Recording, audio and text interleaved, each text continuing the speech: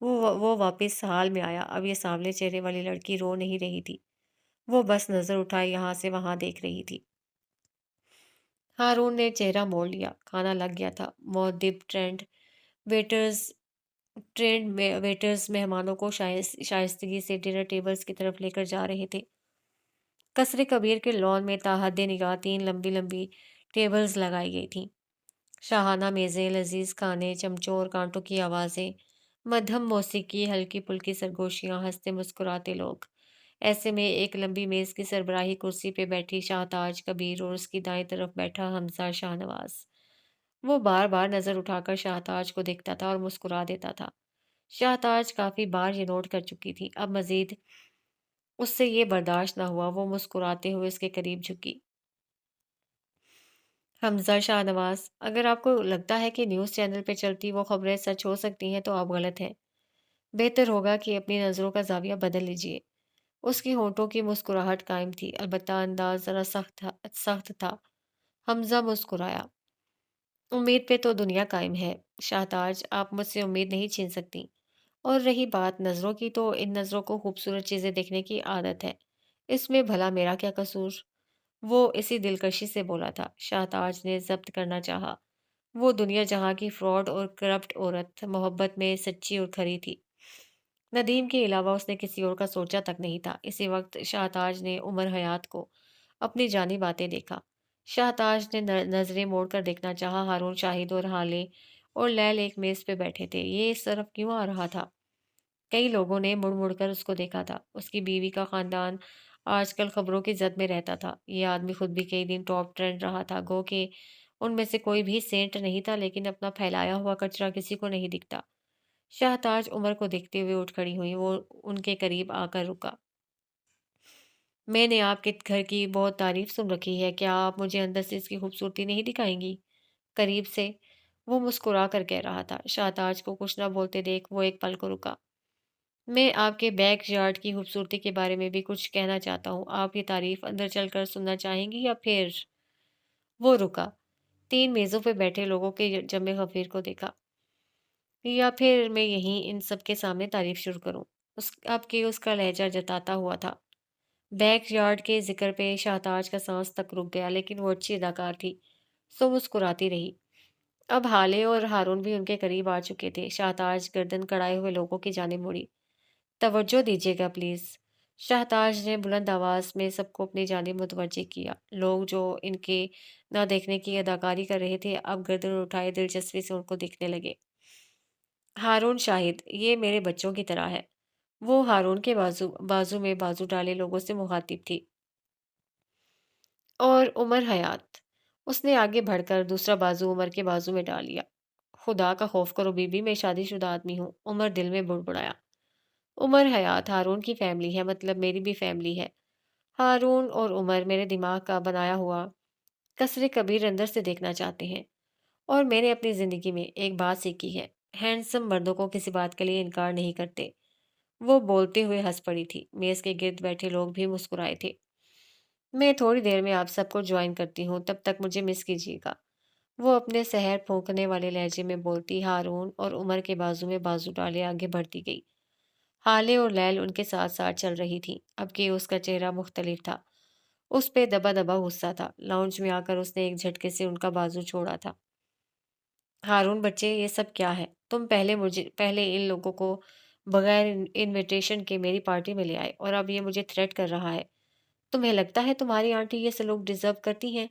اس نے بمشکل اپنا لہجہ نارمل رکھا ہوا تھا۔ جی تو چاہ رہا تھا اس عمر حیات کے ساتھ ساتھ ساتھ ہارون کا گلا بھی دبا دے۔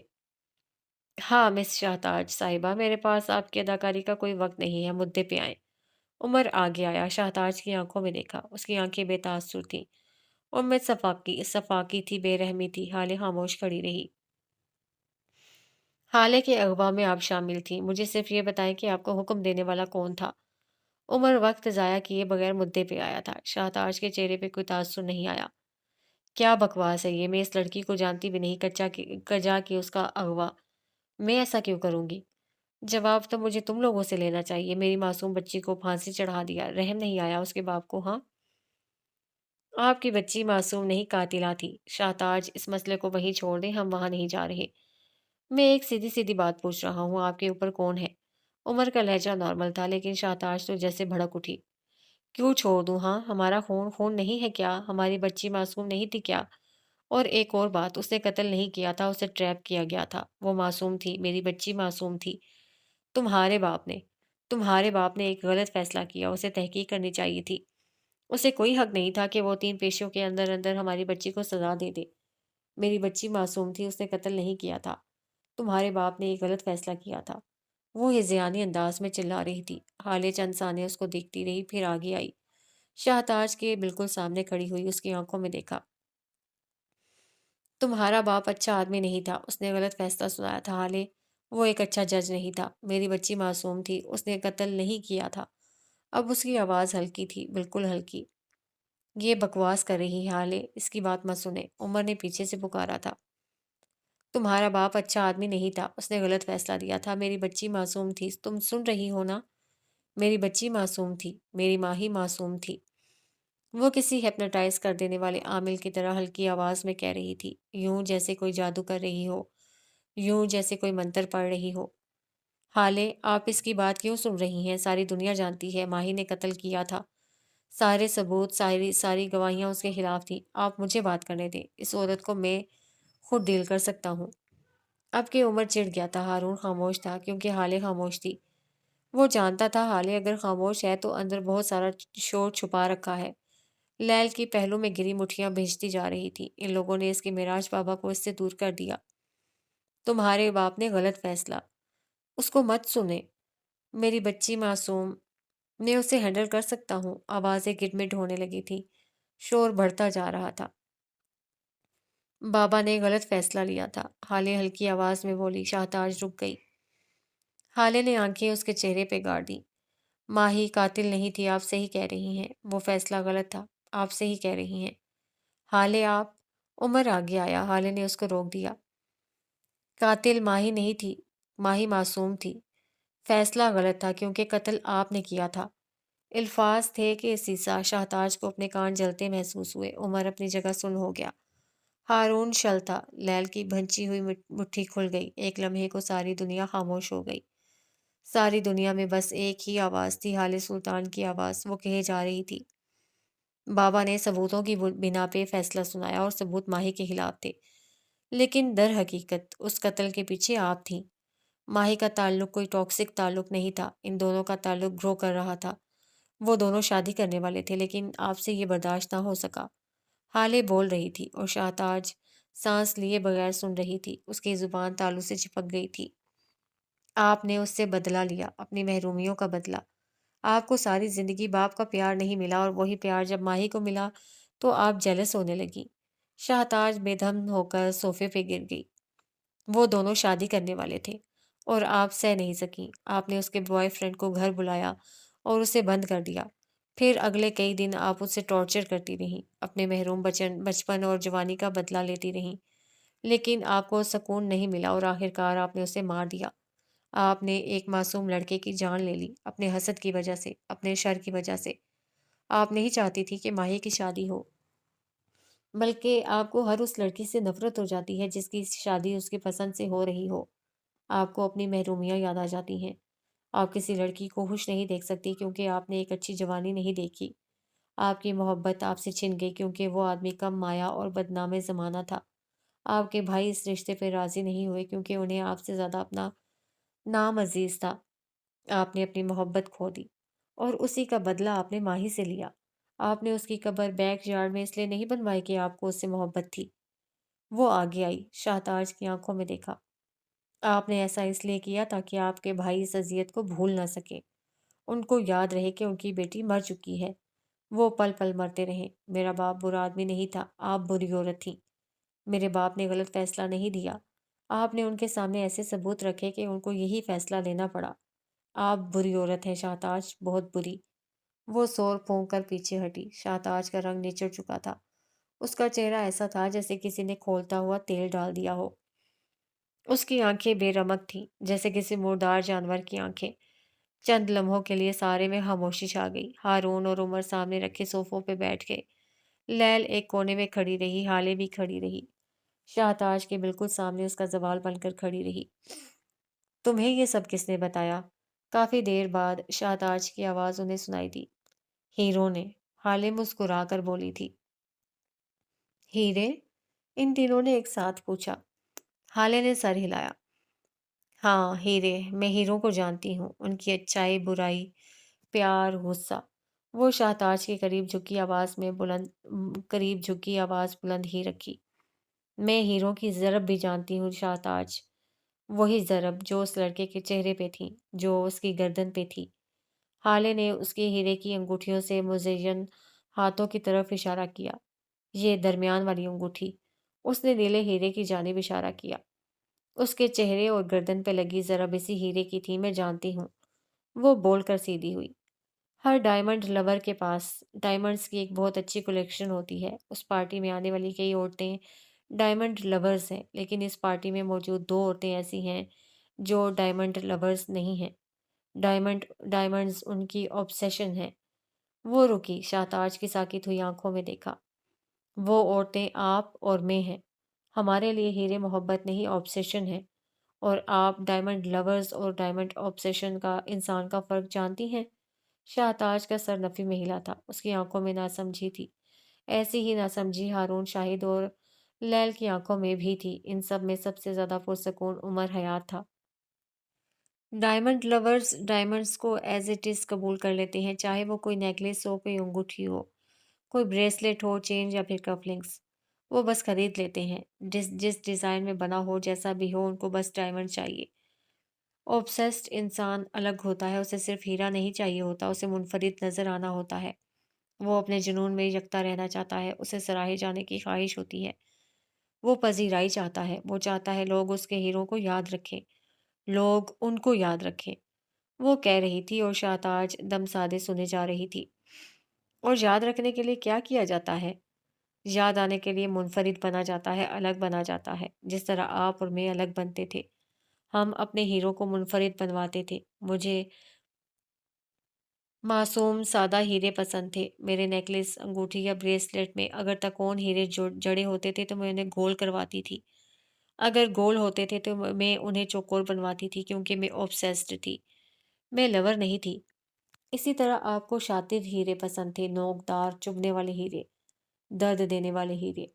आप अपने हीरो को, अपने तराशे हुए हीरो को एक बार फिर तराश कर उनकी नोक निकालती थीं, क्योंकि आप भी मेरी तरह डायमंड ऑब्सेस्ड थीं। लोग मुझे मेरे डायमंड्स के मुनफरिद होने की वजह से याद रखते थे, और आपको आपके चुभन और दर्द देने वाले हीरो की वजह से।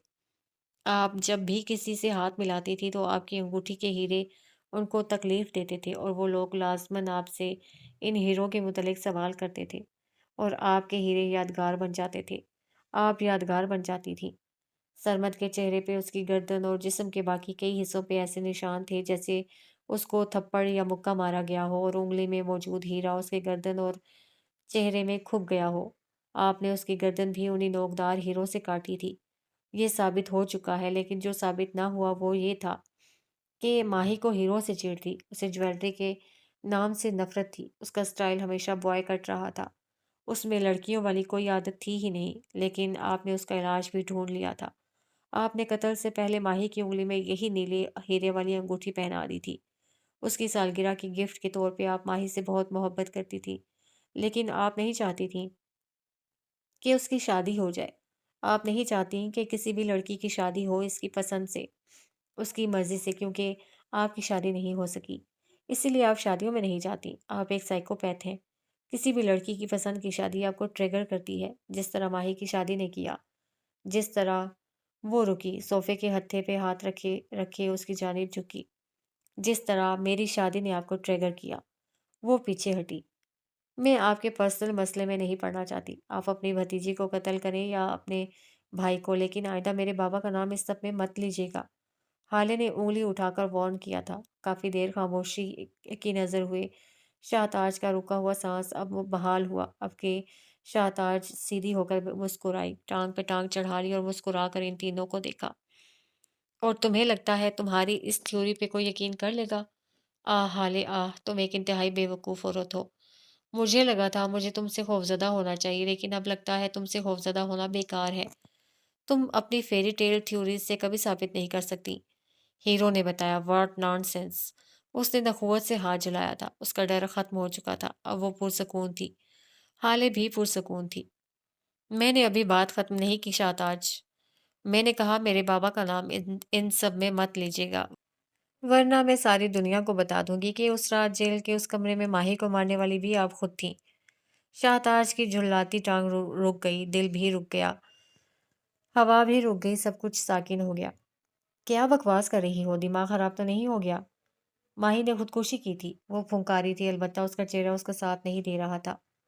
آپ اس رات جیل گئی تھی شاہتاج۔ حالے نے اس کی آنکھوں میں دیکھ کر اتنے وثوق سے کہا کہ پل بھر کو شاہتاج گنگ ہو گئی۔ عمر، لیل اور ہارون ان دونوں کو ایسے دیکھ رہے تھے جیسے کوئی فلم چل رہی ہو۔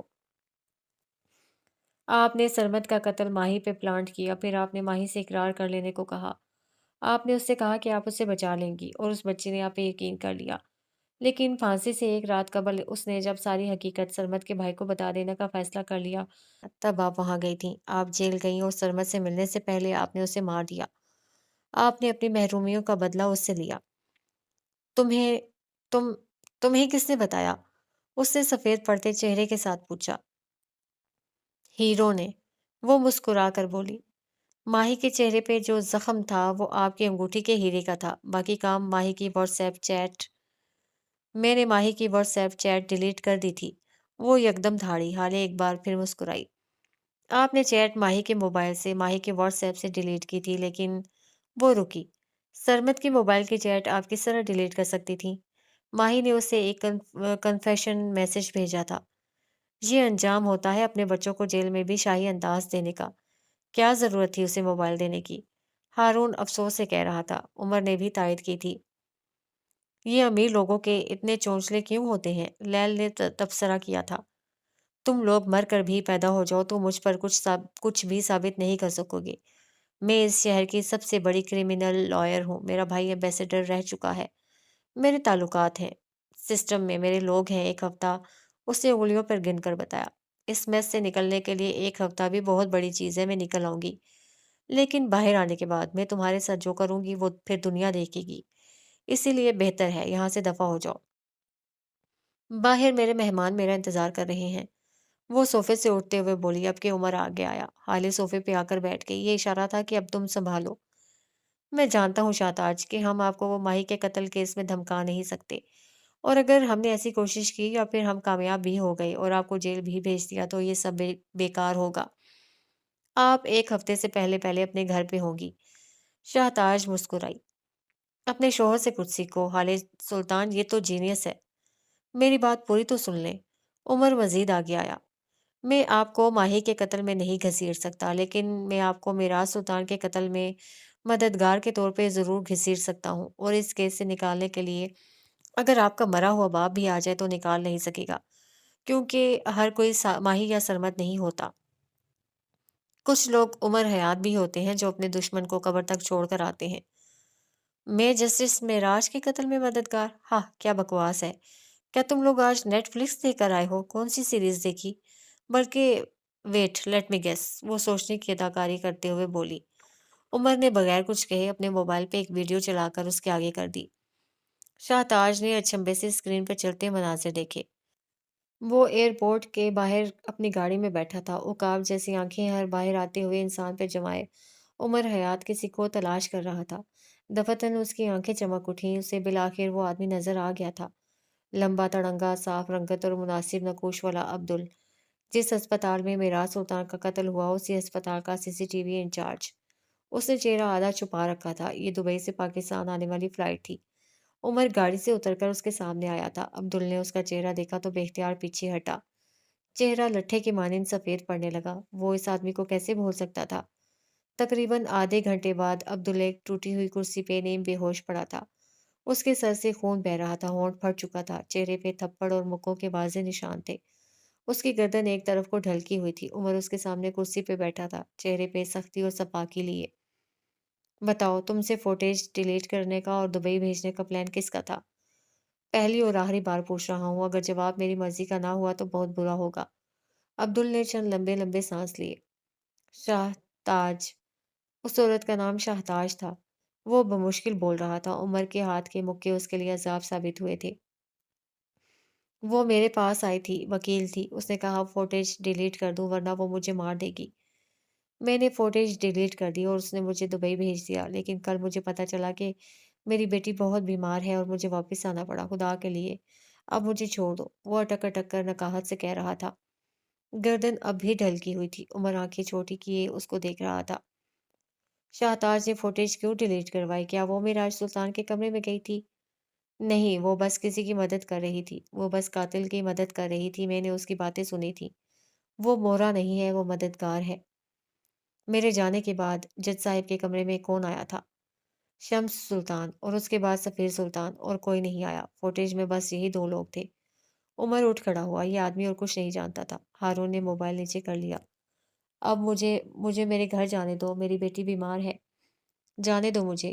وہ بے ہوش ہونے کے قریب تھا۔ عمر اپنے موبائل پہ ایک نمبر ڈائل کر رہا تھا۔ کال ملی تو اس نے موبائل کان سے لگایا۔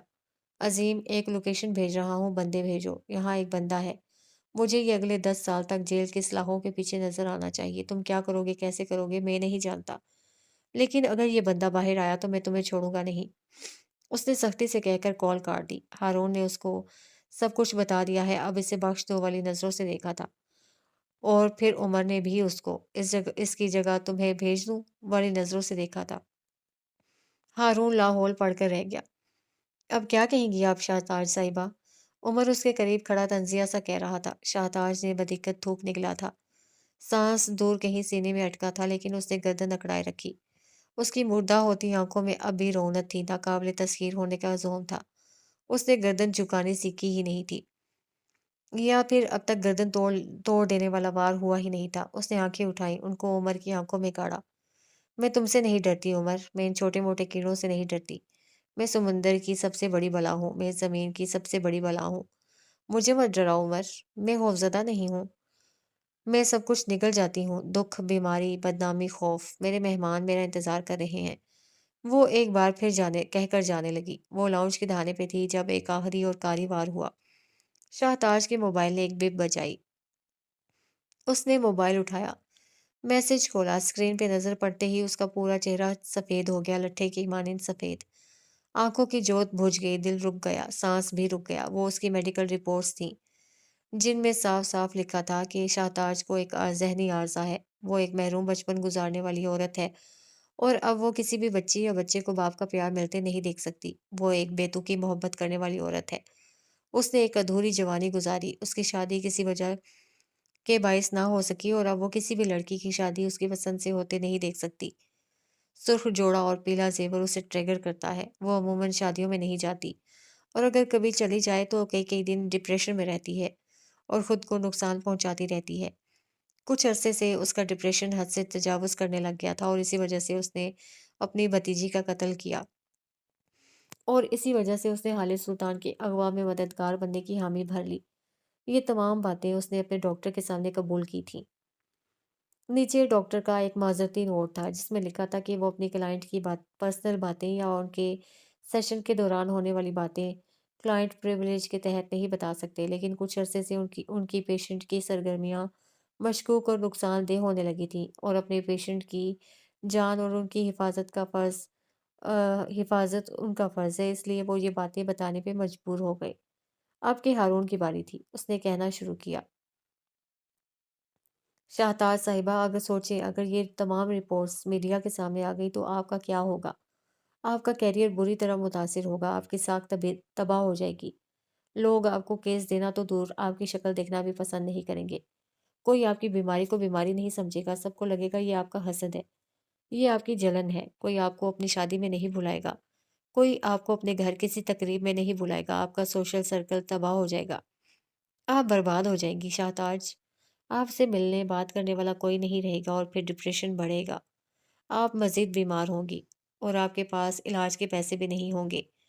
پھر آپ کا ڈپریشن اور بڑھے گا، اور ایک دن آپ پاگل ہو جائیں گی، آپ دیواروں سے سر پھوڑیں گی، آپ ایک گھٹیا مری ہوئی گندی زندگی گزار کر مر جائیں گی۔ اور کہانی یہاں ختم نہیں ہوتی، کہانی یہاں سے شروع ہوتی ہے۔ شاہتاج کی آنکھیں نم ہونے لگی تھیں۔ ہارون کہے گیا، آپ مر جائیں گی शाहताज, और कोई आपकी लाश को कंधा तक नहीं देगा क्योंकि कोई होगा ही नहीं। न जाने कितने दिन आपकी लाश कमरे में सड़ती रहेगी, गिरती रहेगी, या फिर शायद किसी सड़क पे पड़ी रहेगी, गिद्ध आपको नोच नोच खाएंगे। बस, बस बकवास बंद करो। वो एकदम ढाड़ी थी। यह शाहताज की आंखों में खून उतर आया था। वो मुड़ी और जख्मी शेरनी की तरह उमर पे झपटी थी। वो उसका कॉलर पकड़े बुरी तरह धाड़ रही थी। मैं तुम्हें मार डालूंगी अगर तुमने ऐसा कुछ किया। मैं तुम्हें जिंदा नहीं छोड़ूंगी, बर्बाद कर दूंगी मैं तुम्हें। उसके मुंह से झाग निकल रहा था। उमर ने एक झटके से खुद को आजाद करवाया था। शाहताज की कलाइयां अब उसके हाथों में थीं। क्या कर रही हैं बीबी, खुदा का खौफ करे, मैं शादीशुदा आदमी हूँ। वो उसकी आंखों में देखकर सर्द सरगोशी कर रहा था। शाहताज पे तो मानो जुनून सवार हो गया था। वो एक बार फिर उमर पे झपटना चाहती थी, जब हारून की आवाज ने उसको जमा दिया, बर्फ कर दिया, सुन कर दिया। आपके बैकयार्ड में माही की लाश के साथ और क्या क्या दफन है हम जानते हैं। वो एकदम फ्रीज हो गई। उसकी सारी दुनिया फ्रीज हो गई। उमर ने उसकी कलाई आजाद की। वो शाकी अंदाज में पीछे होती गई। उसका सफेद चेहरा मुर्दों से भी बदतर था। वो अपने कीमती कपड़ों की परवाह किए बगैर नीचे ठंडे फर्श पे बैठ गई। क्या चाहते हो? उसने मुर्दा आंखें उठाकर 3 लफ्ज़ी सवाल किया। आपके ऊपर कौन है? हाले का अगवा और जज साहिब के कत्ल के बारे में आप कितना जानती हैं और कितनी मुलविस है, सब बताएं। उमर उसके सामने रखे सोफे पे टांग जमाए बैठ गया। हाले ने सांस रोक लिया। अगर उसने उमर का नाम ना लिया तो? उसका दिल रुक गया। अगर उसने उमर का नाम ले लिया तो? दिल अब भी रुका था और पहले से ज्यादा शिद्दत से रुका था। शाहताज ने कुछ कहना शुरू किया, लेकिन एक मिनट, क्या तुम ये नहीं जानना चाहते कि उमर हयात के पास शाहताज का राज कैसे आया? कुदाल पे लगी गीली मिट्टी और घास देखकर उमर ठिठका था, लेकिन वो घास कुदरती घास नहीं थी। उसने कुदाल पे लगी घास को उंगलियों के पोरों से उठाया। उमर हयात घास को जानता था। उसने अपनी माँ के बागीचे में लगी घास को अपनी साइकिल से रौंदा था। उसने स्कूल के ग्राउंड में लगी घास को अपनी छोटी छोटी मुट्ठियों से तोड़ा था। उसने कई कई घास पे बैठकर पढ़ा था, घास पे बैठकर खाया था। उसे घास से दुश्मनी भी थी और मोहब्बत भी। वो उसके हर रंग से वाकिफ था। ये घास नहीं थी, ये ग्रास कारपेट था। और कसर के लॉन में असली घास उगी थी। ये घास कसर के बैक यार्ड की थी। उसे बैक यार्ड चेक करना था। उसने एक नज़र अपने पीछे खड़ी हाले को देखा और उठ खड़ा हुआ। वो कम से कम अपनी बीवी के साथ होते हुए कोई रिस्क नहीं ले सकता था। हाले और लैल को बाहर सड़क पर छोड़कर वो हारून के साथ अंदर आया। कसर का सिक्योरिटी सिस्टम सख्त और चाको चौबंद था, लेकिन जब जड़ें खोखली हो तो इमारत को गिरने में वक्त नहीं लगा करता, और इस इमारत में घाग लगाने वाली मैडोना एस्टन थी। वो हारून के साथ वापस आया, लेकिन दाखिली दरवाजे से नहीं। उसने अपने लिए पिछला दरवाज़ा मुंतखब किया। बैकयार्ड दहाड़े निगाह वसी अराजी पे फैला था। उमर सख्त संजीदा था। उसकी नज़रें एक्सरे कर रही थी, जबकि हारून की मुतज़व्वज़ब थी। ठीक है, मान लिया तुम गरीब रहे हो, लेकिन तुम पुलिस वाले हो। इतनी अकल तो तुम में होनी चाहिए कि शाहताज अपना पैसा यहाँ अपने लॉन में कभी नहीं रखेगी। वो उमर के पीछे चलते हुए कह रहा था। शाहताज का सारा पैसा गन्स की गैर कानूनी स्मगलिंग और ह्यूमन ट्रैफिकिंग से आता है। उसने कहना शुरू किया। पिछले कुछ अरसे तक शाहताज और उसके भाई का सारा पैसा वो दोनों बैरून मुल्क मुंतकिल करते रहे थे, क्योंकि इस हुकूमत में इनके लोग थे। उसका भाई एम्बेसडर था। पैसा मुंतकिल करने में कोई दिक्कत नहीं होती थी। वो चलते हुए रुका। माही की कब्र से जरा फासले पे पंजों के बल रुका। लेकिन इस हुकूमत में नए लोग हैं, नई रकमें हैं, नए मुआहदे हैं। उसने कहना जारी रखा। ये हुकूमत इनसे ज़्यादा चार्ज करेगी, मुख्तलिफ मुआहदे करेगी। यहाँ ताल्लुकात बनाने में वक्त लगेगा, और शाहताज इस वक्त रिस्क अफोर्ड नहीं कर सकती। माही के वाक़े के बाद वो काफ़ी मोहतात हो गई है। उसने पार्टी इसलिए दी है ताकि वो इस नई हुकूमत के नए लोगों से नए मुआहदे कर सके। क्या तुमने उनकी इनवाइट लिस्ट नहीं देखी? वो बोल रहा था और हारून गौर से सुन रहा था। मैं घास को पहचानता हूँ और ज़मीन को भी। ये ज़मीन ज़रख़ेज़ है, जिस तरह लॉन घर का लॉन। जब वहाँ कुदरती घास है तो यहाँ का घास कारपेट बिछाने की क्या ज़रूरत थी? क्या ज़रूरत थी? वो मिकान के अंदाज में पूछ बैठा। कुदरती घास उखाड़ोगे तो वो उजड़ जाएगी, दोबारा नहीं लग सकती। लेकिन घास कारपेट, उसे जितनी दफ़ा उठाओ बिछाओ कोई फ़र्क नहीं पड़ेगा। इसे बार बार खोदा जाता है। शायद यहाँ रकम रखी जाती है या फिर यहाँ से रकम ली जाती है। جو بھی ہے ہمیں اس جگہ کو کھود کر چیک کرنا ہوگا۔ وہ سنجیدگی سے کہہ رہا تھا۔ ہارون خاموشی سے بس سنے گیا۔ وہ اپنی آنکھیں چھوٹی کی گھاس کے اس حصے کو دیکھ رہا تھا۔ کافی دیر تک وہ اسی پوزیشن میں اسی جگہ بیٹھا رہا۔ اب کیا فاتحہ خوانی کرو گے؟ ہارون تل ملا ہی گیا۔ فاتحہ خوانی کروں یا نہیں، لیکن اب اگر تمہارے منہ سے ایک لفظ بھی نکلا تو میں تمہاری قبر بھی یہیں بناؤں گا۔ یقین کرو ہارون، کوئی فاتحہ پڑھنے والا بھی نہیں ہوگا۔ رہی شاہ تاج، تو شاہ تاج دین سے کتنی قریب ہے تم تو جانتے ہوگے۔ اس کا لہجہ نارمل تھا۔ ہارون جل کر رہ گیا۔ تھوڑی دیر بعد عمر نے ہارون کو نیچے بیٹھنے کا اشارہ کیا۔ وہ چاروں ناچار بیٹھ گیا۔ یہ دیکھو ہارون، اس گھاس کو غور سے دیکھو، اس جگہ کو کھودا جاتا ہے۔ اس نے انگلی سے اشارہ کر کے بتایا۔ وہاں گیلی مٹی نظر آ رہی تھی اور گھاس اکھڑ چکی تھی۔ عمر نے گھڑی دیکھی، پھر اٹھ کھڑا ہوا۔ ہم آج رات یہاں کھدائی کریں گے، اب چلو کوئی آ سکتا ہے۔ دن ڈھل گیا، رات آ گئی۔ وہ دونوں رات کی تاریکی میں ایک بار پھر اس بیک یارڈ میں تھے۔ میڈونا ان کے قریب ایک عقیدت سے ہاتھ باندھے کھڑی تھی۔ آپ شور ہیں کوئی اٹھے گا نہیں؟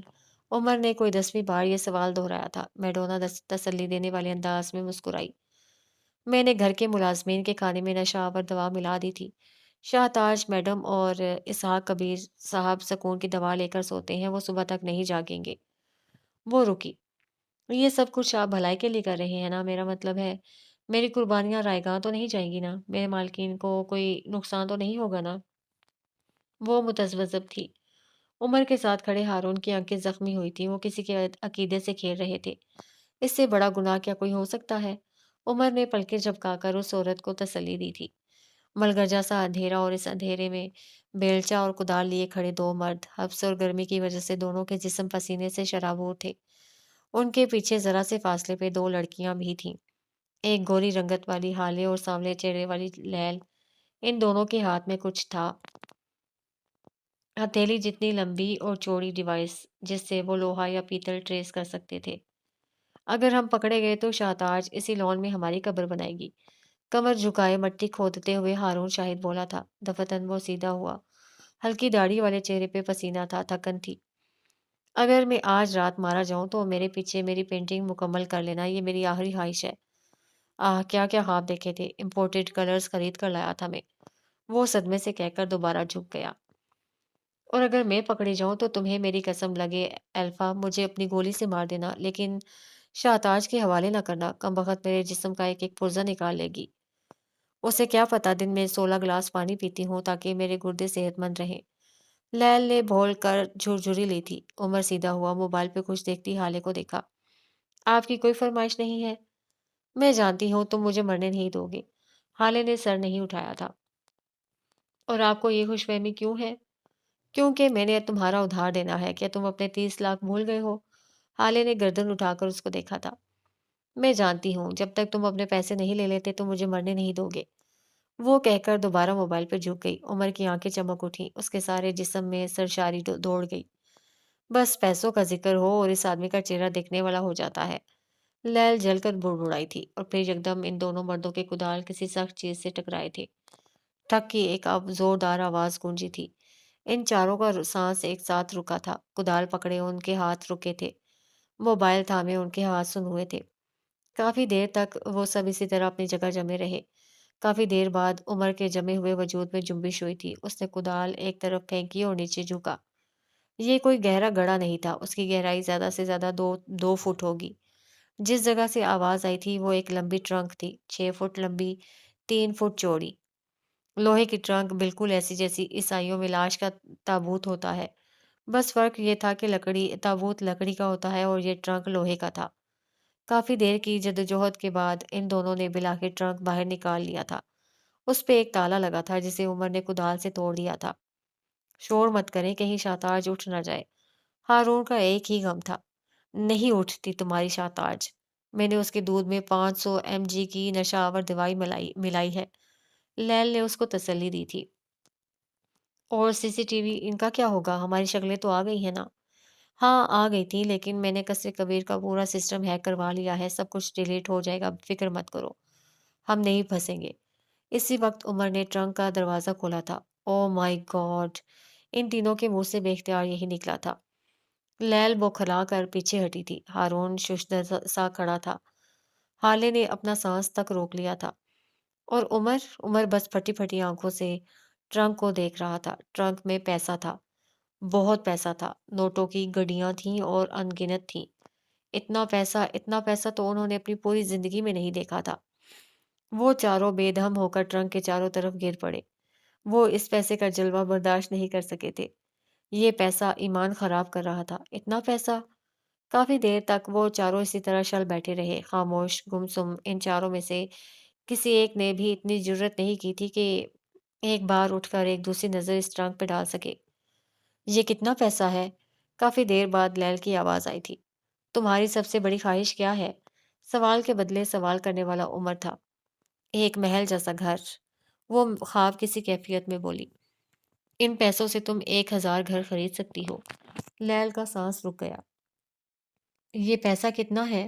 اب کے سوال کرنے والی حال سلطان تھی۔ اس کے سوال کرنے میں بھی ایک شانی بے نیازی سی تھی، گردن کڑا رکھی تھی، ایلیٹ کلاس کی مغرور لڑکی۔ تمہاری سب سے بڑی خواہش کیا ہے؟ سوال کرنے والی لیل تھی۔ ہیرو کی سب سے بڑی سب سے منفرد کلیکشن۔ اس نے آنکھیں بند کر کے ایک جذب سے کہا تھا۔ یہ اتنا پیسہ ہے کہ تمہاری خواہش پوری نہ سہی لیکن ایک اچھی خاصی کلیکشن بن سکتی ہے۔ جواب دینے والا ہارون تھا۔ کافی دیر تک ایک بار پھر خاموشی چھا گئی۔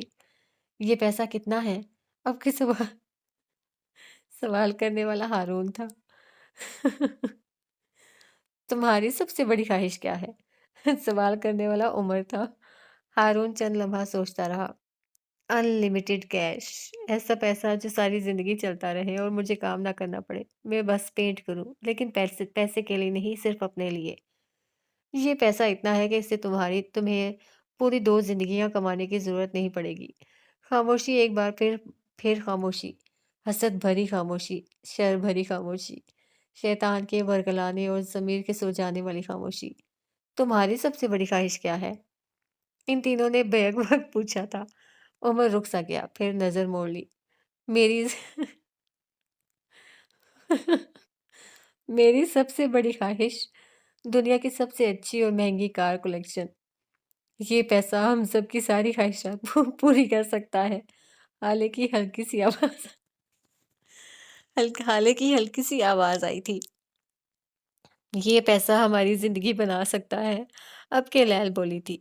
یہ پیسہ ہمیں ساری دنیا میں ممتاز کرے گا، ہم حکومت کریں گے۔ ہارون آسمان کو دیکھتے ہوئے بولا تھا۔ تم صحیح کہتے ہو، یہ پیسہ دنیا بنا دے گا، عمر نے تائید کی تھی۔ شیطان کے ورگلانے کی آواز بند ہو گئی۔ ہر طرف حسد کا سکوت پھیل گیا۔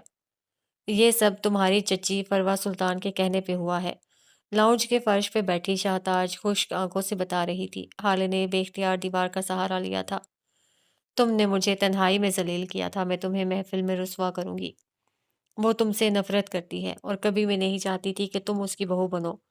وہ تمہاری شادی کے لیے راضی ہوئی تھی، لیکن اپنی شرطوں پہ۔ اس نے تمہاری شادی کے لیے راضی ہونے کا بدلہ تمہارے دادا سے اٹرنے کی صورت لیا تھا۔ وہ تمہیں اور معراج سلطان کو ساری دنیا کے سامنے ذلیل ہوتے دیکھنا چاہتی تھی۔ میں اپنے بیرون ملک مقیم رشتہ داروں کو بھی بلاؤں گی۔ میں چاہتی ہوں یہ دن یادگار ہو، بے حد یادگار۔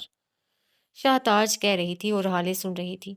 اس نے ایک بار بھی نظر اٹھا کر کسی کو دیکھا تک نہیں تھا، عمر کو بھی نہیں۔ اسے لگا تھا اب وہ کبھی عمر سے نظر نہیں ملا سکے گی۔ فروا نے فہیم مرزا سے ڈیل کر لی کہ اگر وہ تمہیں تمہاری شادی کی رات گھر پہنچنے نہ دے تو فروا ہیون اس کے حوالے کر دے گی۔ کیسے؟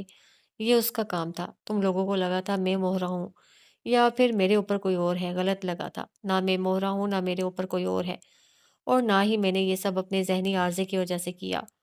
اس نے اپنے سامنے کھڑے عمر کی پرتپش آنکھوں میں دیکھا۔ میں شریک دار تھی۔ فہیم میرا پیسہ سفید کرتا تھا، اور اس دفعہ ہیون کو خریدنے کی صورت میں بھی میرا پیسہ سفید ہونا تھا۔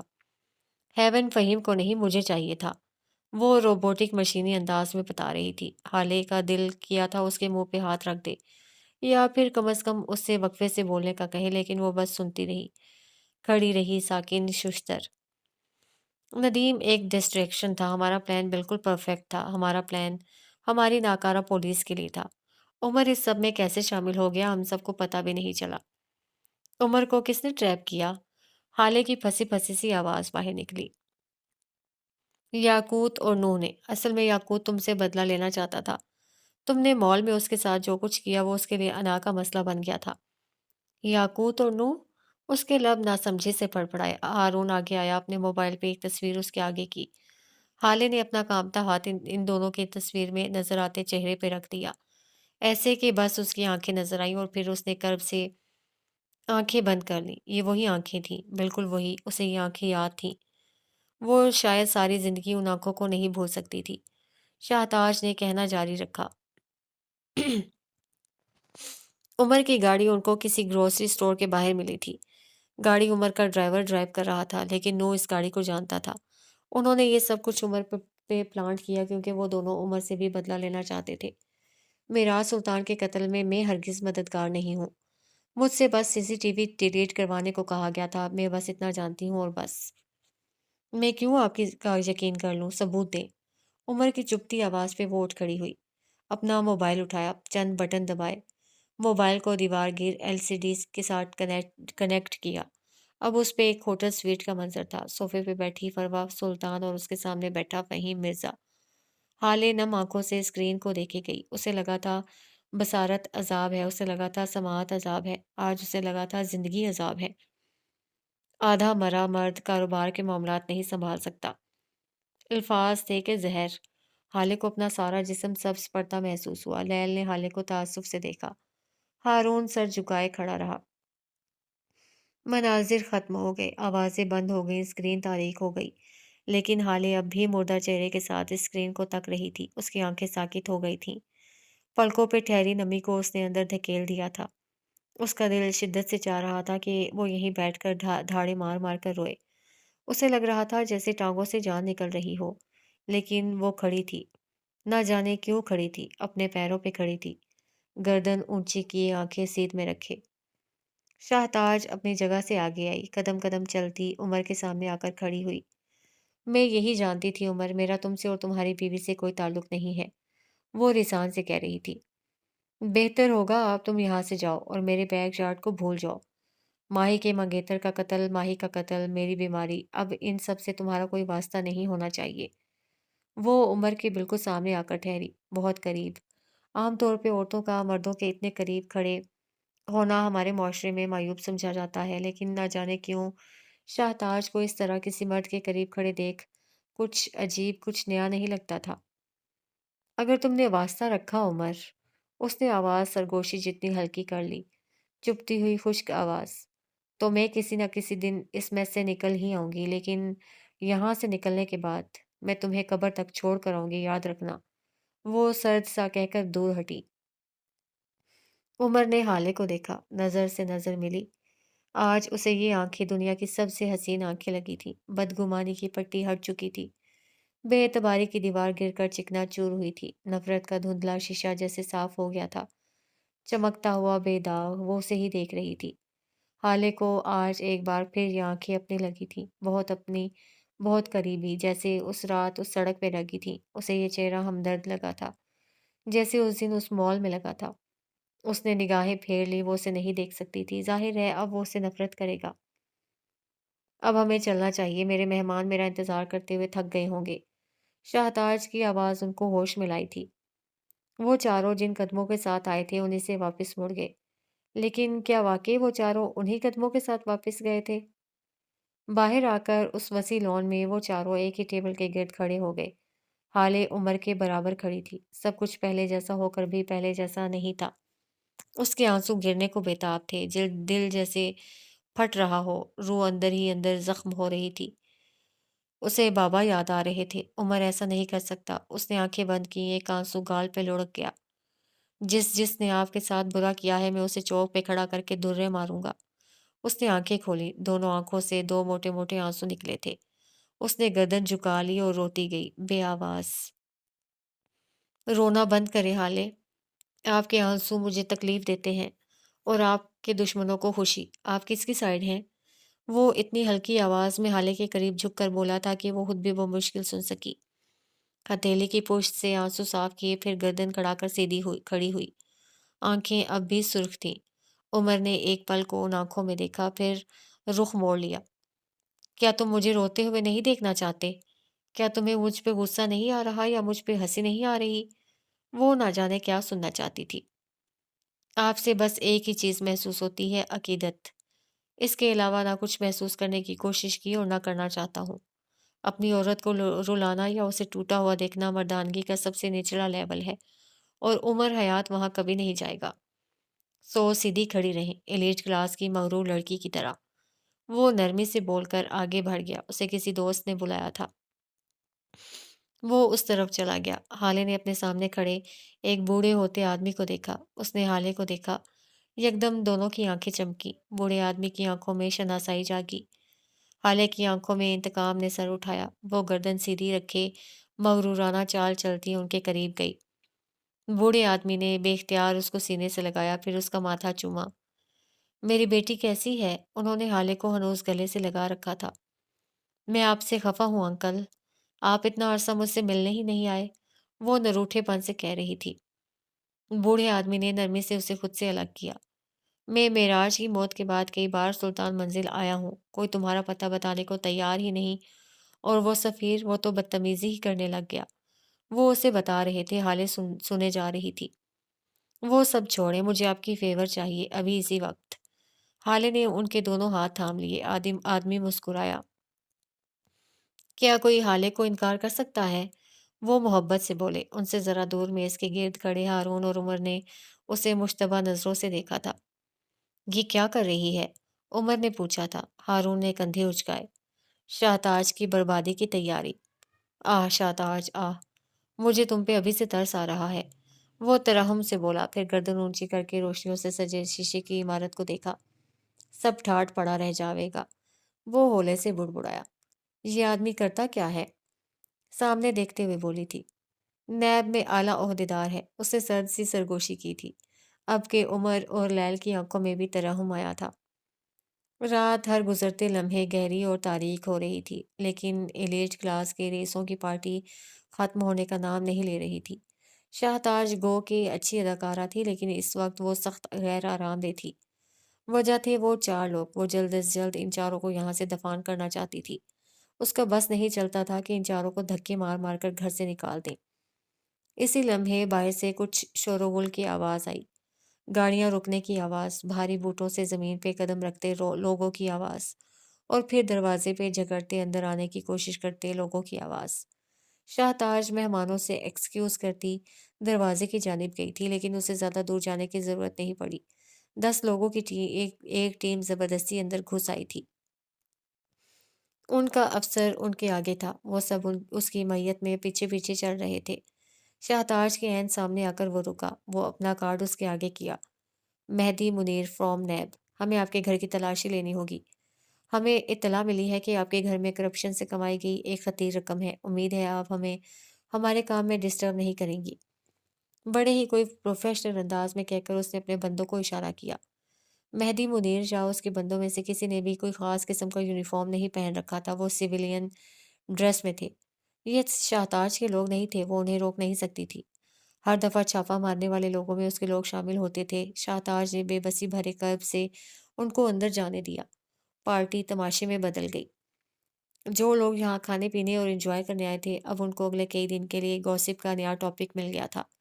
इसहाक कबीर दबे दबे गुस्से से शाहताज कबीर को देख रहे थे। तुमने इन्हें अंदर कैसे जाने दिया? अगर इन लोगों ने बैक यार्ड में जाने की बात कर दी तो हम क्या करेंगे ताज? हम बर्बाद हो जाएंगे। शाहताज ने ठंडी पुरसकून आंखों से उसको देखा। जब जहर गले से उतरकर जिस्म में उतर जाता है तो उसे थूक थूक कर निकालने का फायदा नहीं होता। ऐसे वक्त में तरियाक जरूरी होता है। मैं तरियाक बना चुकी हूँ। क्या बकवास कर रही हो? मुझे खुलकर बताओ। वो झुंझलाए हुए थे। शाहताज ने उनको नहीं देखा। वो बस गर्दन ऊंची किए अपने हाथों से बनाए गए कसरे कबीर को देख रही थी। वो लोग यहाँ से पैसा ले जाने आए हैं। घर की तलाशी बहाना है। वो जानते हैं पैसा कहाँ है। हम जंग को होने से नहीं रोक सकते। जंग को हार जाने से भी नहीं बच सकते। हमें हार कर भी माले गनीमत समेटना है। उस पे हमारा हक होगा। ये लोग यहाँ से पैसा ले जाएंगे। मैं उनको रोक नहीं सकती। लेकिन वो पैसा मेरे पास वापस आएगा, ये मैं कर सकती हूँ। इनके रास्ते में 10 शार्प शूटर्स खड़े होंगे। आज कितनी लाशें गिरेंगी मैं नहीं जानती। लेकिन मेरा पैसा नैब के खजाने में नहीं जाएगा। इतनी सारी दुनिया को बता दूंगी। उसकी आवाज़ हर किस्म के जज्बात से आ रही थी। ठंडी, बेजान, बेतासुर। اسحاق کبیر کے تنے اعصاب ڈھیلے پڑے۔ کچھ بھی کرو تاج، بس پیسہ بچاؤ۔ شاہ تاج نے سر ہلا دیا۔ میز پہ کھڑے چاروں لوگ یہ تماشا دیکھ رہے تھے۔ 10 لوگوں کی ٹیم اب بیک یارڈ کی طرف بڑھی تھی۔ شاہ تاج کے دل پہ کسی نے پیر رکھا تھا۔ روح جیسے قبض ہو رہی تھی، لیکن اس کا چہرہ ویسا ہی رہا، اچھی اداکاروں جیسا۔ آوازیں ایک بار پھر آنے لگی تھیں، بیلچے کدالوں کی آوازیں، افسر کے حکم دینے کی آواز، اور پھر ٹھگ کی آواز۔ اس آواز پہ شاہ تاج کا دل رک گیا تھا۔ ساری دنیا برف ہو گئی تھی، ساری دنیا راکھ ہو گئی تھی۔ اب آوازیں قریب آ رہی تھیں۔ 10 لوگوں میں سے کچھ لوگ اس ٹرنک کو اٹھائے چلے آ رہے تھے۔ ٹرنک کو لا کر لان کے بیچوں بیچ رکھا گیا۔ بوڑھا آدمی چہرے پہ برہمی لیے شاہ تاج سے کچھ کہہ رہا تھا۔ مجمع میں دبی دبی سرگوشی ہونے لگی۔ حالے اپنی جگہ سے آگے آئی۔ قدم قدم بڑھتی وہ شاہ تاج کے قریب آ رہی تھی۔ عمر اس کے پیچھے تھا۔ یہ طے نہیں ہوا تھا پارٹنر، وہ اس کے کندھے کے پیچھے سے بولا۔ ذلت آخری لمحے میں طے ہو جاتی ہے۔ شاہ تاج کو پتہ چلنا چاہیے کہ ایلیٹ کلاس کی یہ مغرور لڑکی کیا کچھ کر سکتی ہے۔ وہ بالکل ان کے پاس آ کر رکے تھے۔ ٹرنک کا ڈھکن اٹھایا گیا۔ شاہ تاج کا دل دھک سے رہ گیا۔ اسحاق کبیر دل پہ ہاتھ رکھے پیچھے کو ہوئے۔ ٹرنک کی تہہ میں بس آخری کچھ رقم تھی۔ 10 روپے کے نوٹوں کی گڈیاں، چند سکے اور ایک منہ چڑھاتا ایموجی بال۔ شاہ تاج کا دماغ بھگ سے اڑا تھا۔ چہرہ سفید پڑنے لگا، دل رک گیا، سانس رک گئی۔ یہ نہیں ہو سکتا۔ اس کے لب ہلکے سے پڑپڑائے۔ وہ شاکی انداز میں پیچھے ہونے لگی، پھر گھاس پہ گر گئی۔ میرا پیسہ، میرا اثاثہ، میری کمائی میں برباد ہو گئی۔ میرا پیسہ، وہ بڑبڑا رہی تھی، ہلکی شاکی آواز میں۔ وہ خود کو گھاس پہ گھسیٹتی پیچھے ہوتی جا رہی تھی۔ اسحاق کبیر چیخ رہے تھے، رو رہے تھے۔ 10 لوگوں میں سے ایک آدمی کا گریبان پکڑے دھاڑ رہے تھے۔ سارا مجمع ان کی بربادی دیکھ رہا تھا۔ شاہ تاج بس پٹی پٹی آنکھیں لیے بند ہوتے دل کے ساتھ گھاس پہ نیم مردہ سی بیٹھی تھی۔ یہ نہیں ہو سکتا، میرا پیسہ، میرا اثاثہ، وہ ہلکی شاکی صدمے سے چور آواز میں بڑبڑا رہی تھی۔ دفتن شاہ تاج اٹھی، زخمی شیرنی کی طرح عمر کی طرف بڑھی۔ میرے پیسے کا کیا کیا ہے عمر؟ وہ اس کو گریبان سے پکڑے سرخ چہرے کے ساتھ گھرائی تھی، حلق کے بل چیخی تھی۔ میں مار ڈالوں گی تمہیں، تمہارا خاندان تباہ کر دوں گی۔ میرا پیسہ کہاں ہے؟ وہ اربوں روپے تھے، تم نے کہاں کیا میرا پیسہ؟ بتاؤ، میں تمہاری جان لے لوں گی، زندہ نہیں چھوڑوں گی تمہیں، مار ڈالوں گی۔ تم نے میرا پیسہ لیا ہے، تم نے میرا پیسہ لیا ہے، میں جانتی ہوں تم نے لیا ہے۔ تم ایسا کیسے کر سکتے ہو؟ تم کہاں کے سچے ہو؟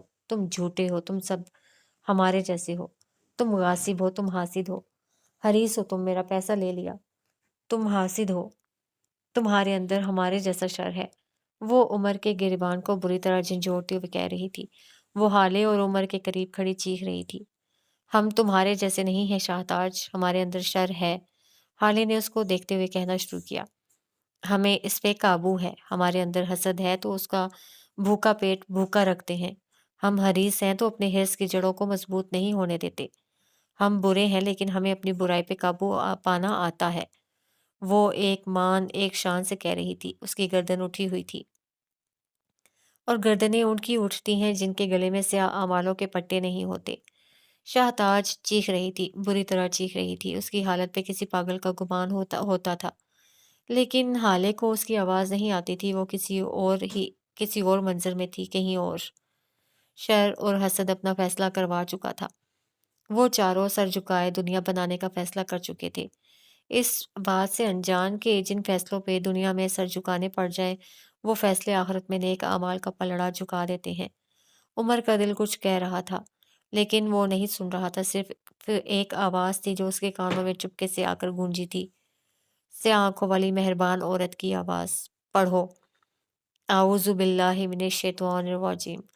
عمر اس آواز سے رخ نہیں موڑ سکتا تھا، اس نے بند آنکھوں کے ساتھ دہرایا، اعوذ باللہ من الشیطان الرجیم، پڑھو، اعوذ باللہ من الشیطان الرجیم۔ اس نے میکانکی انداز میں بند آنکھوں کے ساتھ دہرایا، اعوذ باللہ من الشیطان الرجیم۔ یکدم اس نے آنکھیں کھولیں۔ وہ تینوں اب بھی جھکے ہوئے سر کے ساتھ بیٹھے تھے، ٹرنک سے ٹیک لگائے، ایک دوسرے سے نظر چرائے۔ وہ ان تینوں کے سامنے کھڑا ہوا، ایک لیڈر کی طرح، ایک الفا کی طرح۔ اپنی آنکھیں بند کرو۔ اس کی آواز میں تحکم تھا۔ ان تینوں نے جھکی نظریں اٹھائی، اچنبے سے اس کو دیکھا۔ کیوں؟ ان تینوں کے لب بیک وقت پھڑ پھڑائے تھے۔ میں تم سب کا الفا ہوں، کیا تم لوگ میرے حکم پہ سوال کرو گے؟ اس کی آواز میں روب تھا۔ آنکھیں بند کرو، یہ میرا حکم ہے، یہ تمہاری ٹیم کے الفا کا حکم ہے۔ روب تھا کہ کیا؟ ان تینوں نے بیک وقت آنکھیں بند کی۔ پڑھو، اعوذ باللہ من الشیطان الرجیم۔ ان تینوں کے دماغ نے کئی ساری توجہ پیش کی تھی، وہ اس کی بات کو جھٹلانا چاہتے تھے، انکار کرنا چاہتے تھے، لیکن نہ جانے کیوں وہ انکار نہیں کر سکے۔ لیکن کیا کوئی خدا کے کلام کو انکار کر سکا ہے؟ ان تینوں نے بیک وقت دہرایا تھا، اعوذ باللہ من الشیطان الرجیم۔ دوبارہ پڑھو، اعوذ باللہ من الشیطان الرجیم۔ وہ ان کے سروں پہ کھڑا دہرا رہا تھا، وہ تینوں آنکھیں بند کیے اس کی تقلید میں دہرا رہے تھے، اعوذ باللہ من الشیطان الرجیم۔ نہ جانے کتنی دیر، نہ جانے کتنی دفعہ وہ پڑھتا رہا اور وہ تینوں اس کے پیچھے دہراتے رہے۔ کافی دیر بعد وہ تھک گیا تھا، اس کا گلا خشک ہو گیا تھا، وہ نیچے بیٹھا، ان تینوں کے سر اب تک جھکے ہوئے تھے۔ چلو اب ہمیں چلنا چاہیے، تم سب اپنا اپنا حصہ لے لو، عمر ان کو دیکھتے ہوئے کہہ رہا تھا۔ کیا تم نہیں لوگے؟ ہارون نے سوال کیا۔ عمر نے گردن اٹھائی، وہ گردن اٹھ سکتی تھی کہ اس سے ہرس اور شر کا بھاری پٹا اتر گیا تھا، وہ گردن آزاد تھی۔ پیسہ میرا عشق ہے اور بے ایمانی کا پیسہ عشق میں بے وفائی۔ عمر حیات بے وفا نہیں ہے، اس نے گردن اونچی رکھے جواب دیا۔ سب خاموش رہے، عمر بھی کچھ نہیں بولا۔ وہ ان کلمات کا اثر دیکھنا چاہتا تھا جو اس نے پڑھائے تھے، وہ کوئی عام کلمات نہیں تھے۔ میں کسی کی عزت کی قبر پہ اپنے خوابوں کا محل نہیں بناؤں گی۔ لیل کی گردن اٹھی تھی۔ میں کسی کا گلا دبا کر، کسی کا غصب کیا ہوا مال لے کر، کئی کٹی ہوئی گردنوں کے خون سے تر پیسوں سے اپنی گردن کے لیے ہیرے نہیں خریدوں گی۔ حالے کی گردن بھی اٹھی تھی۔ میں ساری زندگی اپنے باپ سے مانگ کر کھا سکتا ہوں، لیکن وہ گنز جنہوں نے مجھ سے میرا بھائی چھینا، جنہوں نے کئی گھر والوں سے ان کے رستم چھینے میں، ان گنز کی ناجائز ترسیل کا پیسہ نہیں کھاؤں گا۔ میں اپنے رنگوں کے ساتھ خوش رہ سکتا ہوں، مجھے یہ خون سے سرخ پیسہ نہیں چاہیے۔ اس نے زور زور سے نفی میں گردن ہلائی تھی۔ بالآخر وہ چاروں اپنے شر پہ قابو پا چکے تھے، ہوا میں ایمان کی تازگی کی خوشبو پھیل گئی۔ تم لوگ شامل ہو اس سب میں، یہ سب تمہارا کام ہے۔ میں تمہاری نسل برباد کر دوں گی، میں تمہارا خون چوس لوں گی۔ مجھے بتاؤ میرا پیسہ کہاں ہے؟ وہ میرا اثاثہ تھا، وہ میرا پیسہ تھا، میری رقم تھی، میرا عشق تھا، میرا پیسہ کہاں ہے؟ بتاؤ مجھے۔ وہ حلق پھاڑ پھاڑ کر پھٹی پھٹی آواز میں چلا رہی تھی۔ عمر نے سرد آنکھوں سے اس کو دیکھا، ان میں صفاقی تھی، زخمی پن تھا، تپش تھی۔ اس نے ایک جھٹکے سے شاہتاج کے ہاتھ اپنی گریبان سے ہٹائے، وہ چیخ رہی تھی، رو رہی تھی، کوسنے دے رہی تھی۔ خدا کا خوف کرو بی بی، میں شادی شدہ آدمی ہوں۔ اس نے ایک ایک لفظ چبا چبا کر ادا کیا اور اسے خود سے دور جھٹکا۔ وہ لڑکھڑا کر دور ہٹی، پھر گھاس پہ بے دم ہو کر گری، حالے گھٹنوں پہ ہاتھ رکھے اس کے قریب جھکی۔ تم نے کہا تھا تم مجھے قبر تک چھوڑ کر آؤ گی، لو میں نے تمہیں دفنا دیا، تف ہو تم پہ شاہتاج۔ وہ حقارت سے کہہ کر سیدھی ہوئی اور پھر معصوم نم آنکھوں سے مجمع کو دیکھا۔ میں یہاں ان کی دعوت پہ آئی تھی، پچھلی دشمنی ختم کر کے، سب کچھ بھلا کر، نئے سرے سے تعلقات جوڑنے، لیکن یہاں آ کر پتہ چل گیا کہ زبان سے کہنے سے کچھ نہیں ہوتا، دل سے نفرت نکالنا زیادہ اہم ہوتا ہے۔ میں مزید اپنی بے عزتی کروانے یہاں نہیں رک سکتی۔ وہ اپنے مصنوعی آنسو صاف کرتی، سارے مجمع کی ہمدردی سمیٹے داخلی دروازے کی طرف بڑھ گئی۔ خدا کے لیے مجھے بتاؤ میرا پیسہ کہاں ہے؟ خدا کے لیے مجھے بتاؤ، تم کیوں نہیں بتاتے مجھے؟ مجھے بتاؤ، وہ میری عمر بھر کی کمائی تھی، تم نے اسے کہاں غرق کیا؟ مجھے بتاؤ۔ وہ چلا رہی تھی، رو رہی تھی۔ ہارون اور عمر نے ایک دوسرے کو دیکھا۔ بتا دیں؟ ہارون نے بگڑے بچے کی طرح نفی میں سر ہلایا۔ لیکن کیا تم لوگ جاننا چاہو گے؟ قصر کبیر کا سیکیورٹی چیف بک چکا تھا، اور جب سپاہی بک جائیں تو ملک کی سرحدیں غیر محفوظ ہو جاتی ہیں۔ انہوں نے سارے پیسے بیگز میں ڈالے، بوریوں میں ڈالے۔ غرض وہ جس طرح سے پیسہ منتقل کر سکتے تھے انہوں نے کیا۔ فجر کے قریب ان کا کام ختم ہو گیا تھا۔ پچھلے 2 دنوں کی سی سی ٹی وی ڈیلیٹ کروانے کے بعد اور آگے اس کا منہ اپنے طریقے سے بند کروانے کے بعد، وہ چاروں سارا پیسہ ہارون کے فارم ہاؤس منتقل کر چکے تھے۔ اب مسئلہ تھا پیسوں کو ٹھکانے لگانا۔ وہ 4 لوگ فارم ہاؤس کے لان میں کرسیاں ڈالے بیٹھے تھے۔ ان کے پاس ایک ہفتہ تھا۔ پارٹی کے اگلے ہی دن شاہتاج اس پیسے کو کہیں اور منتقل کرنے والی تھی، اور وہ لوگ اس پیسے کو کہیں اور لے آئے تھے۔ ان پیسوں کا کرنا کیا ہے؟ لیل کوئی 10ویں بار یہ سوال کر چکی تھی۔ یہ سیاہ ہے اور سب سے پہلے اس کو سفید کرنا ہے، عمر سوچتے ہوئے کہہ رہا تھا۔ اور اسے سفید کون کرے گا؟ میری بیوی اور اس کا کزن، عمر مسکرایا تھا۔ ہم دونوں کیسے؟ वो दोनों मुतअज्जिब हुए। उमर आगे को हुआ। देखें हाले, आप और हारून अमीर अमीर हैं, आपका सर्कल, आपकी सोसाइटी सब अमीर हैं। और अमीर लोग क्या करते हैं? अमीर डोनेशंस देते हैं। हम ये स्याह पैसा इन अमीरों को देंगे और वो लोग अपना पेपर वर्क किया हुआ पैसा डोनेट करेंगे। लेकिन इस तरह के हमारा नाम ना आए। बात अब कुछ-कुछ उनके समझ में आने लगी थी। बल्कि आप रहने दें, मैं खुद कर सकता हूँ, मैं हेवन का मैनेजर हूँ। मेरे पास सब डोनेटर्स के नंबर्स हैं और वो लोग वफादार हैं। वो उमर और जज साहिब के लिए कुछ भी कर सकते हैं। आप बस बैग्स तैयार करें। वो कहते हुए मोबाइल उठाकर बाहर चला गया। अगले 2 दिन उन्होंने कितने बैग्स बनाए, कितने लोगों को दिए, उनका कोई हिसाब उनके पास नहीं था। लैल बुरी तरह इन डोनर्स का कोई राज ढूंढने में गर्क रही। उसके पास मुंह तक धोने का वक्त नहीं था। हारून और हाले पैसों का हिसाब करने में मसरूफ रहे। वो दोनों बात कर रहे थे, लेकिन खुश्क लिया दिया अंदाज, जैसे इन दोनों के दरमियान कभी कोई ताल्लुक रहा ही ना हो, जैसे लफ्ज़ दोस्ती कभी उनकी आंखों के आगे आया ही ना हो। आखिरी डोनेशन हारून ने अपने बाप के नाम से की थी। ये पार्टी का दिन था और आज एक आखिरी बैग में चंद आखिरी नोटों की गड्डियां डाली जा रही थीं। गलत काम से बनाया हुआ गलत पैसा सही तरीके से सही जगह पहुंच चुका था। कुछ डोनेशन अस्पताल को होने वाली थी, कुछ यतीम खानों को, कुछ ओल्ड होम्स को और कुछ दूसरे ज़रूरतमंद मोहताज लोगों को। पैसा और तरीका दोनों गलत थे, लेकिन भेजने की जगह दुरुस्त थी। शाहताज अब भी घास पे बैठी रो रही थी, चीख रही थी, सीने पे हाथ मार मार कर दुहाई दे रही थी। फिर यकदम उसके सीने में बेतहाशा दर्द उठा था, शायद हार्ट अटैक, शायद एंजाइटी अटैक। वो घास पे गिरी, दर्द से दोहरी हो रही थी, लेकिन कोई उसे उठा नहीं रहा था। फिर यकदम मजमे में से एक आदमी, हमजा शाह नवाज, आया। वो उसके करीब घास पे बैठा, उसकी आंखों में फिक्रमंदी थी। वो उसके हाथ से हिला रहा था। उसका चेहरा थपथपा रहा था, लेकिन दर्द था कि कम नहीं होता था। आज कराची शहर ने देखा था बर्बादी क्या होती है, इंतकाम क्या होता है, रुसवाई क्या होती है। सब कुछ होते हुए भी खाली हाथ रह जाना क्या होता है। आज कराची शहर ने देखा था जिल्लत क्या होती है। वो चारों एक दूसरे के कंधे के साथ चलते हुए बाहर आए थे, एक टीम की तरह। उन सबके चेहरे पुरसकून थे सिवाय हाले के। उसके चेहरे पे एक गिल्ट था, इज़्तिराब था। अना को चोट पहुंची थी, दिल बुरी तरह दुखा था। वो किसी की तरफ देखे बगैर आगे चलती गई। उसके कदम शिकस्ता थे, आंखें नम, दिल दुख रहा था और बहुत बुरी तरह दुख रहा था। हारून ने उसके पीछे जाने को कदम बढ़ाए, फिर रुक गया। ये हक अब किसी और का था, और जिसका था वो उसके पीछे जा चुका था। लैल ने ताज्जुब से हारून को देखा। तुमने कहा तो था खुद गर्ज बन जाओ। हारून ने सर झटका, मंजर बदला। अब वो लैल के छोटे फ्लैट के टीवी लाउंज में बैठा था। उमर और हाले उनसे काफी फासले पे थे। वो अब भी किसी बात पे झगड़ रहे थे। बल्कि झगड़ क्या रहे थे, हाले बोल रही थी और उमर सुन रहा था। तुम क्यों कर रहे हो ये सब? खुदगर्ज क्यों नहीं बन जाते? हारून के साथ जरा से फासले पे बैठी लैल उसकी नजरों के इर्तकाज में देखती बोली थी। तुम क्यों नहीं बनी खुदगर्ज? उसने लैल को नहीं देखा था। लैल ने कंधे उचकाए। कोई फायदा नहीं था, या फिर यूं कह लो कि मौका नहीं मिला, वट एवर। उसने बेनियाजी से कहा। मैं सारी जिंदगी खुद गर्ज रहा हूं, लेकिन मेरे हाथ कुछ भी नहीं आया। वो अब भी सामने देख रहा था।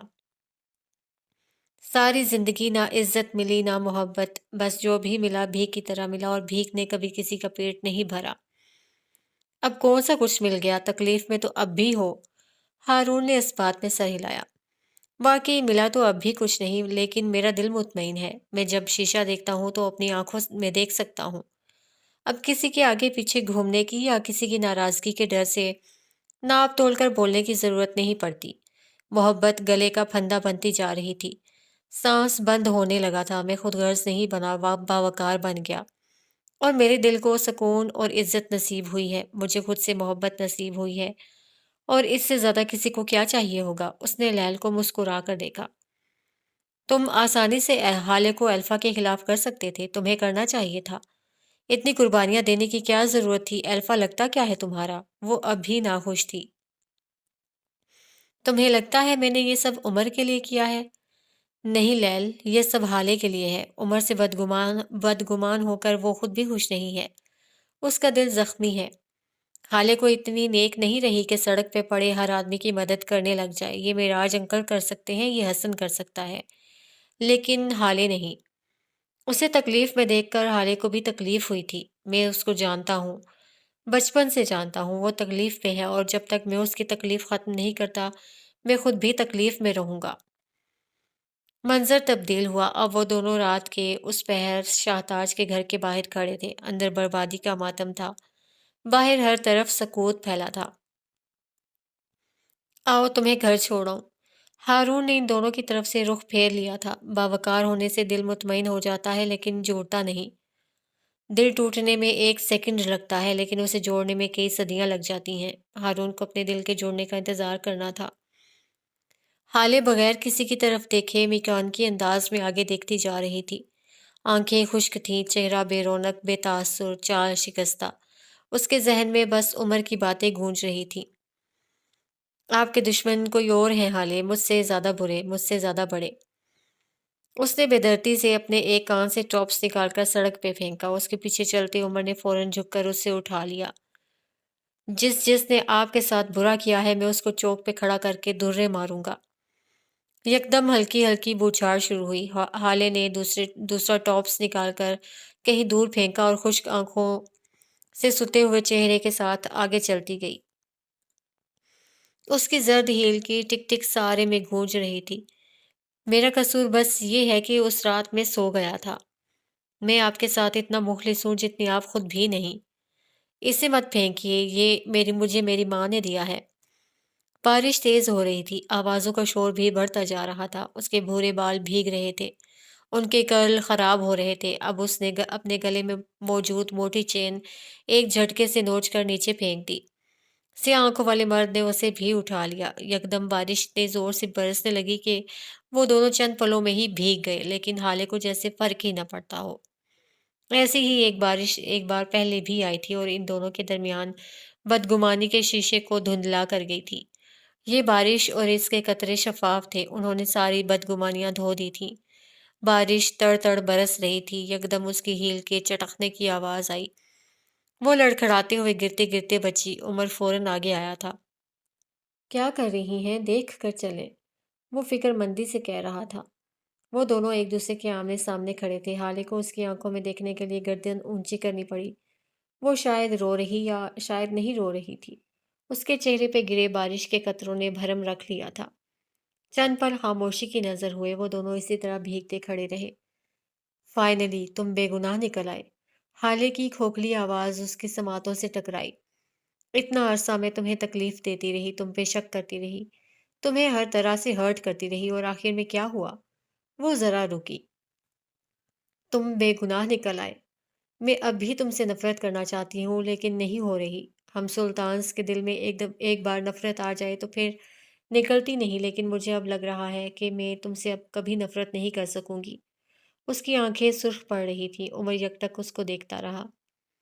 مجھے لگ رہا ہے جیسے یہ 1.5 مہینہ ہمارے درمیان آیا ہی نہیں۔ تم آج پھر سے وہی سڑک والے زخمی لگ رہے ہو، تم وہی مال والے ہمدرد لگ رہے ہو، تم آج پھر قریبی لگ رہے ہو، لیکن ایک ایسا قریبی جو بہت انجان ہے۔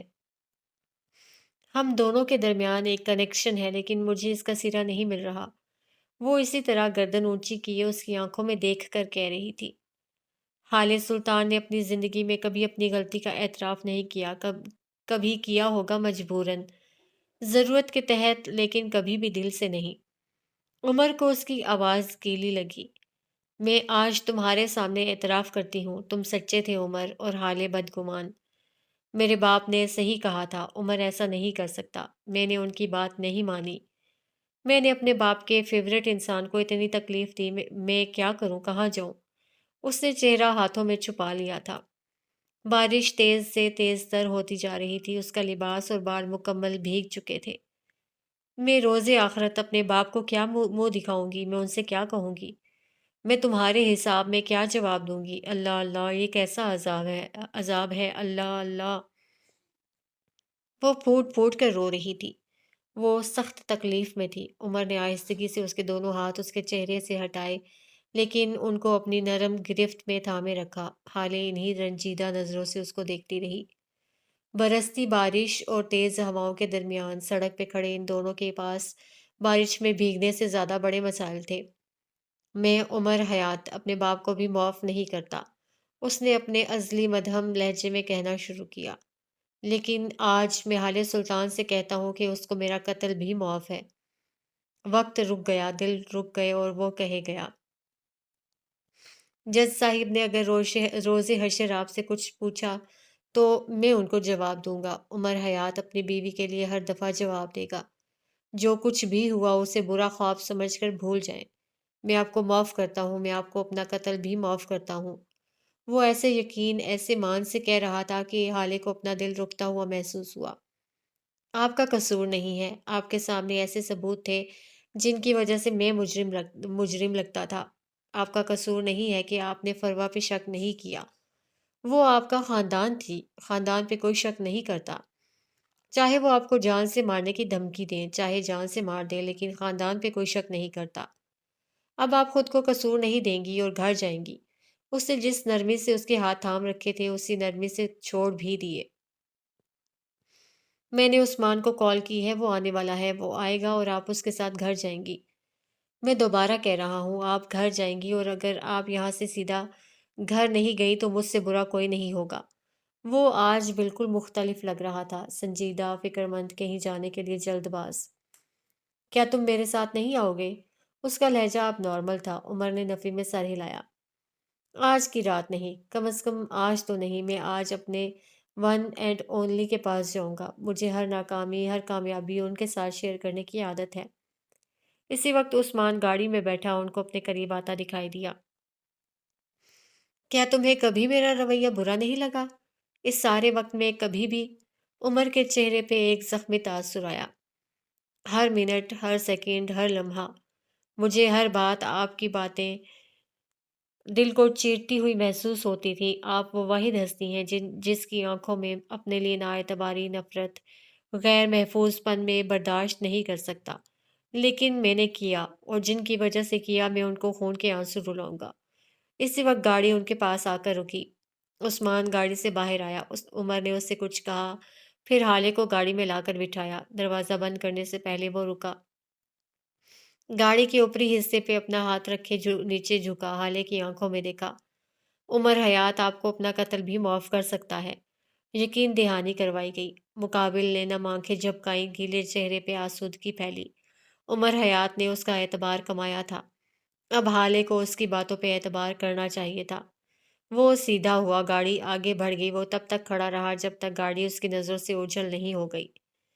وہ اب مزید ان آنکھوں میں بے اعتباری نہیں دیکھے گا، اسے یقین تھا، لیکن شاید یقین ٹوٹنے کے لیے ہوتے ہیں۔